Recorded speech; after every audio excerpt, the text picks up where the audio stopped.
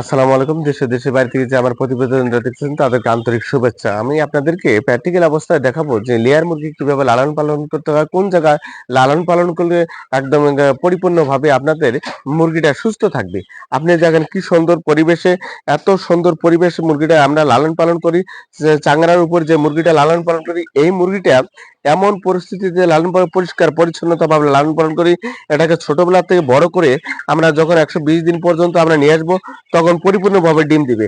আর কখনো আপনারা যারা লেয়ার মুরগি সংগ্রহ করবেন আর লেয়ার মুরগি আপনারা উঠাবেন অথবা প্রজেক্ট করতে চাচ্ছেন, এই প্রক্রিয়ার দিনে আপনারা লেয়ার মুরগি লালন পালন করবেন। এইভাবে লালন পালন করলে পরে চাংড়ার উপরে যদি আপনি যদি লেয়ার মুরগি লালন পালন করেন, তো অবশ্যই আপনাদের কোনো প্রকারে আপনাদের সমস্যা হবে না, অথবা প্রকৃতভাবে দেখবেন যে কোনো ধকলে পড়বেন না। এত পরিবেশ পরিচ্ছন্নতাভাবে আমরা লালন পালন করি, সম্পূর্ণ ভ্যাকসিন দেওয়া, সঠিক পরিমাণ মতো দিয়ে থাকি, সঠিক পরিমাণে ঔষধ দিয়ে থাকি।